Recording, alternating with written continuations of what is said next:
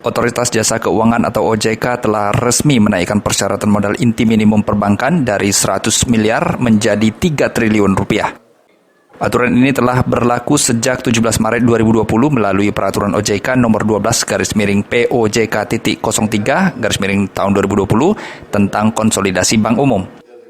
Atas kebijakan itulah saat ini Bank Bengkulu melakukan roadshow ke kabupaten kota di dalam Provinsi Bengkulu mengajak para pelaku usaha untuk menanamkan modal di bank tersebut. Direktur Bisnis Bank Bengkulu Ikhwanul Okti dalam acara ekspos saham seri B Bank Bengkulu di Rejang Senin pagi mengungkapkan, saat ini Bank Bengkulu telah memiliki modal inti sebesar 814 miliar rupiah. Untuk mencapai target 1 triliun di akhir tahun ini, Bank Bengkulu menawarkan saham seri B senilai 250 miliar rupiah atau 25% dari modal dasar. Yang dilepas untuk saham seri B saat ini adalah 25% dari modal dasar. Berapa miliar Pak kalau? 250 miliar. 250 miliar. Namun pelepasan 250 miliar kita harus akan mencapai angka 1 triliun ya untuk di tahun 2020. Artinya kalau dengan 180 atau 200-kah cukup, ya kita hanya sebatas itu. Karena kami juga tidak mau terlampau mendelusi daripada saham seri A. Pak, regulasi dari OJK kan sampai 2022 itu kan 3 triliun Pak. Ya. Artinya tahun ini 1 triliun. Ya. Tahun 2021 1 triliun kedua, tahun 2022 1 triliun yang ketiga. Optimis nggak Pak tercapai Pak? Untuk tahun 2020 kami optimis tercapai. Yang saat ini berapa modal inti minimum yang dipegang oleh? Modal inti saat ini sudah di angka 814 miliar. Kami sangat optimis untuk mencapai ini, makanya kita sudah dalam 2 minggu ini kita roadshow, ya kan, baik di Bengkulu maupun ke kabupaten lain.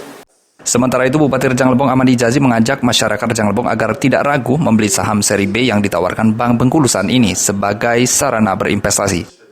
Bupati menilai selain menguntungkan, berinvestasi di Bank Bengkulu juga relatif aman.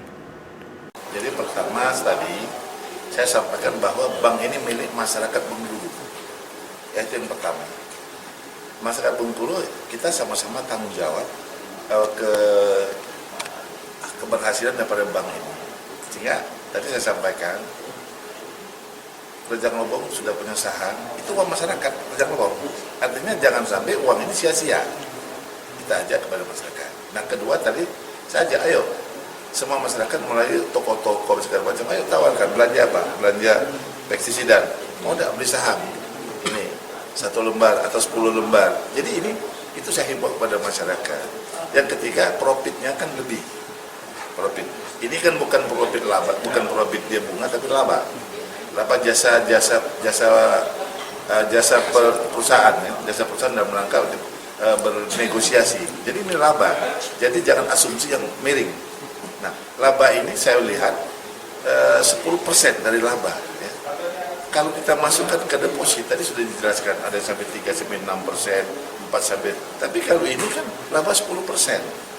Artinya secara ekonomi kita lebih daripada kita menanamkan uang kita ke situ. Nah, maka saya ajak masyarakat, ayo kita tanam ke saham aja. Artinya menguntungkan Pak? Cukup menguntungkan direkomendasikan menurut Bapak Pak? Ya. Aman Pak? Kalau menurut pengalaman Anda Pak sebagai... Nah, yang pemegangnya kan ke daerah, pemerintah daerah. Sama ya, maaf saya tidak mengecilkan yang lain.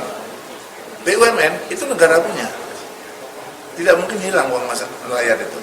Karena rakyat itu jamin negara. BUMN daerah punya.